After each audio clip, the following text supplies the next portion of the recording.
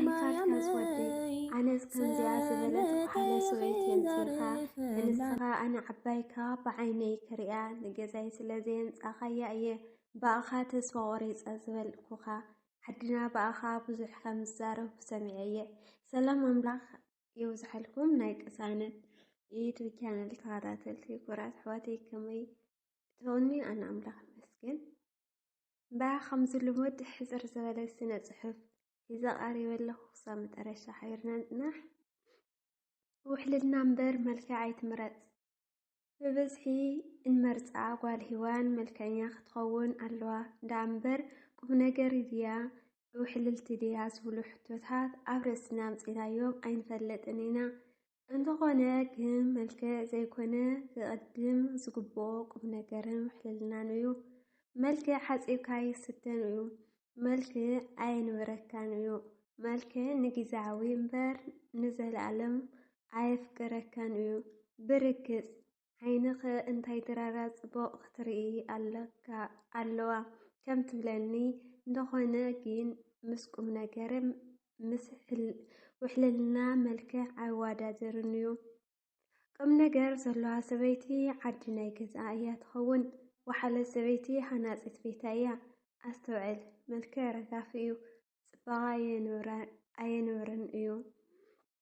እስኪ ከዘዘንታ ንእሽተይ ክተትርፍ ስማዕ። ኣብ ሓደ ዓዲ ሓደ ኣዝዩ ሃፍታም ሓረስታይ ብገንዘቡ ንብዙሕ ነገር ክገብር ዝኽእል መንእሰይ ነይሩ። ምርዖ ዘልዩ ኣብቲ ዓዲ ዝነበራ ብዙሓት ፅቡቓት ምልኩዓትን ንዕኡ ክምርዕዎ ዝደልያ ነይረን። እዚ መንእሰይ እዚ ግን ንኩለን እንተፅንተን ፅቡቓት ደቂ ዓዱ ገዲፉ ካብ ካሊእ ዓዲ መልክዕ ኣዝየ ክፍእቲ ጓል ሓረስታይ ኣምፂኡ ተመርዐዎ እሞ እቶም ደቂ ዓዲ ድማ ኩሎም ክፉእ ኢሎም ፈንፈንዎ እሞ እዚ ሃፍታም መንእሰይ ከንሱ ብዙሓት ፅቡቓት ንዕኡ ዝኾነ ኣዋልድ እንከለዋ ኣብዚ ዓዲ እዚ ካብ ካሊእ ዓዲ ከይዱ ሓንቲ ክፍእቲ ሰበይቲ ኣምፂኡ እንዳበሉ ኣብ ፍቓድኡ ኣብ እንዳ ወራያት ተኣኪቦም ይሓሚዎ ይፀርፍዎ ነበሩ። ንሱ ግን ግዲ ከይገበረሎም ምስታ ክፍእቲ ሰበይቲ ዝተመርዐዋ ሰበይቱ ፅቡቕ ናብራይ መስሪቱ ብፍቕሪ ብምኽባር ይነብር ነበረ። ካብ መዓልትታት ሓደ መዓልቲ ድማ ብእርጋን ዝተሰነፈት ዓባዩ ናብ ገዝኡ መፅያ ንወደይ ኣታ ሕማቕ ፀሊአካ በኣኻ ተስፋ ቆሪፀ ብቲ ዝበልካዮ ፅቡቕ ኣይተሰማምዐን በለቶ።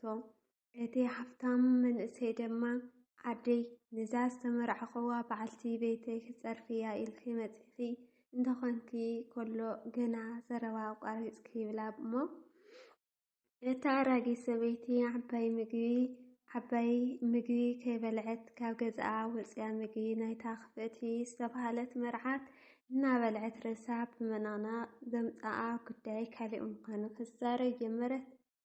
ኣይፋለን ዝወደይ ኣነስ ከምዚኣ ዝበለት ወሓለ ሰበይቲ ኣምፂኻ ከንስኻ ኣነ ዓባይካ ብዓይነይ ክሪኣ ንገዛይ ስለዘየምፃኻለ እየ በኣኻ ተስፋ ቆሪፀ ዝበልኩኻ። ዓድና በኣኻ ብዙሕ ከም ዝዛረቡ ሰሚዐ እየ። እንተኾነ ዝወደይ መልክዕ ሓፂብካ ይስተን እዩ።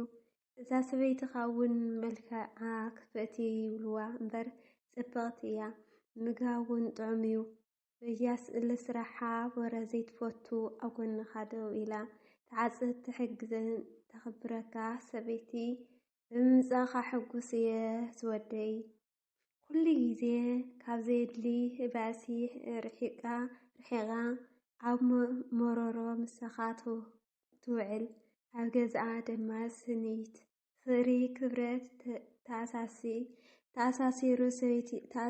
ሰበይቲ ኢኻ ኣምፂኻ።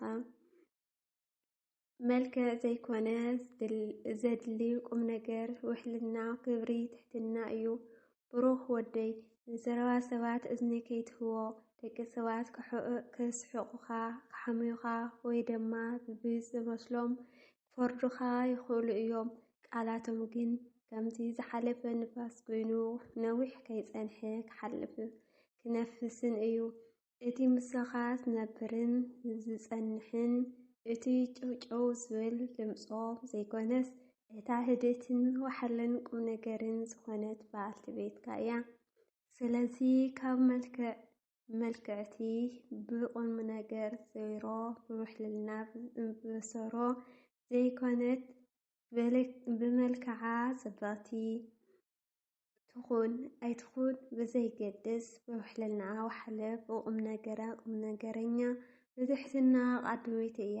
ንዓኻ መናብርትኻ ኣብ መወዳእታ ክብለካ ዝወደይ ንስኻ ትመርፆ እምበር ሰባት መርፆኻ ኣይኮነን ዘናብረካ ኣብ ምርጫ ሕያል ምዃን እዩ ዝወደይ ብምባል ንወደን ልባዊ ምክሪ ይለገሳሉ።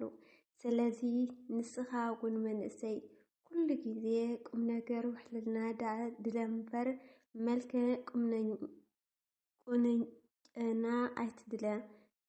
ቁንጅና ኣይትድለ። እቲ ምንታይ ብመልክዕ ጥራይ ስለ ዘይንበር ንሓደር ዋሕልን ቁም ነገርን ሰበይቲ እያ ንቕድሚት ከተጉስጉሶ ትኽእል። ስለዚ በትዕግስቲ ሰሚዕና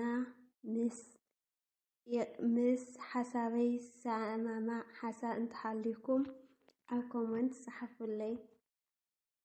ሰላም ኣምላኽ ምስ ኩላትና ይኹን። ብሩኽ መዓልቲ።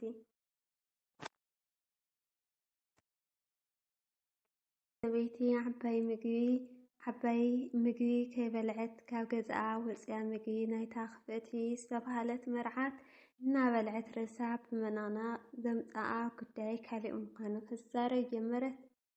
ኣይፋልን ዝወደይ ኣነስ ከምዚኣ ዝበለት ወሓለ ሰበይቲ ኣምፂኻ ከንስኻ ኣነ ዓባይ ካብ ዓይነይ ክሪኣ ንገዛይ ስለ ዘየምፃኻለ እየ ባኻ ተስፋ ቆሪፀ ዝበልኩኻ። ዓድና ባእኻ ብዙሕ ከም ዝዛረቡ ሰሚዐ እየ። እንተኾነ ዝወደይ መልክዕ ሓፂርካ ይስተን እዩ። እዛ ሰበይትኻ እውን መልክዓ ክፍእቲ ይብልዋ እምበር ጽብቕቲ እያ። ምግባ እውን ጥዑም እዩ። ብያስእሊ ስራሓ ወረ ዘይትፈቱ ኣብ ጎንኻ ደው ኢላ ተዓፅት ትሕግዝን ተኽብረካ ሰበይቲ ብምምፃእኻ ሕጉስ እየ ዝወደይ። ኩሉ ግዜ ካብ ዘየድሊ ባእሲ ርሒቓ ኣብ መሮሮ ምሳኻ ትውዕል ኣብ ገዝኣ ድማ ስኒት ፍቕሪ ክብረት ተኣሳስር ሰበይቲ ኢኻ ኣምፂኻ። መልክዕ ዘይኮነ ዘድሊ ቁም ነገር ውሕልና ክብሪ ትሕትና እዩ። ብሩኽ ወደይ ንዘረባ ሰባት እዝኒ ከይትህቦ